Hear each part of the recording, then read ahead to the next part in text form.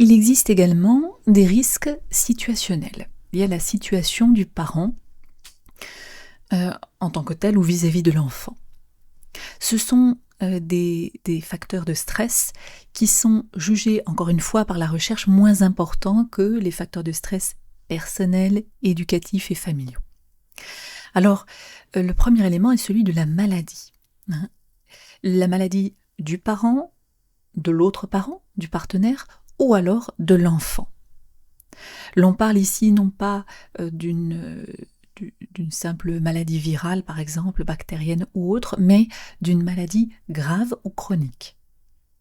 L'on dit souvent que le burn-out, d'ailleurs il a été étudié sous cette forme avant même d'être étudié sous sa forme professionnelle, est celui avant tout de l'aidant. Donc dans le cas de la maladie du partenaire ou de l'enfant, effectivement il y a un retentissement évident en termes de déplacement, peut-être si l'enfant, le partenaire est hospitalisé ou soi-même pour retrouver l'enfant ensuite. Du point de vue de l'organisation, le stress émotionnel, tout ça a évidemment un impact sur le parent. Le décès de l'autre parent, notamment le décès d'un enfant, d'un proche, d'un parent, c'est-à-dire du grand-parent de l'enfant, va avoir également évidemment un impact sur le comportement du parent. Il peut s'agir également de circonstances extérieures, un incendie, une inondation. Il peut y avoir également le licenciement du parent, du partenaire, en l'occurrence, de manière brutale, c'est-à-dire inattendue, non organisée. Il peut s'agir également de variables liées à l'enfant, un enfant qui demande beaucoup d'attention. L'on parle de bébé koala, par exemple, qui requiert d'être porté constamment, donc qui requiert une attention de tous les instants. Il peut s'agir d'un enfant qui se sent mal, qui veut attirer l'attention. En général, les enfants extrêmement agités, vraiment extrêmement agités, qui vont du coup pomper l'énergie du parent, et c'est le cas d'ailleurs des enfants qui vont bien également, qui sont là pour prendre ce que le parent a à donner, tout ce que le parent a à donner. Donc effectivement, il reste d'autant moins d'énergie pour le parent que cet enfant a un besoin très très très fréquent d'attention, d'amour, etc.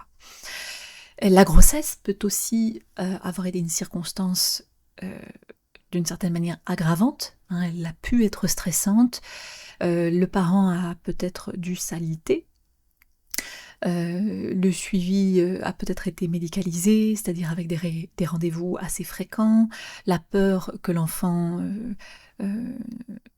ne meure, ou naisse peut-être handicapé, ou prématuré, enfin, l'on peut imaginer tous les stress supplémentaires déjà présents dans une grossesse, qui peuvent avoir un impact sur la parentalité qui suit. L'enfant peut lui-même être atteint d'un handicap ou d'un trouble. On parle beaucoup de troubles des apprentissages, tels la dyscalculie, la dysorthographie, etc. Ou un trouble du développement. Trouble du spectre autistique, trouble du comportement, trouble émotionnel, d'anxiété, etc. Cela va évidemment avoir une incidence sur le parent qui va peut-être justement devoir amener l'enfant régulièrement chez des professionnels, qui va devoir peut-être l'aider davantage dans ses devoirs, va se faire appeler plus souvent par l'école, etc.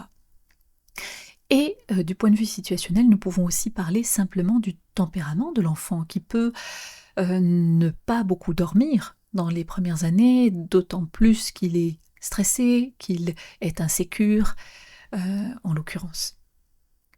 Donc tout type d'événement inattendu, traumatisant, requérant une attention constante ou très régulière, va avoir un impact inévitablement sur la parentalité.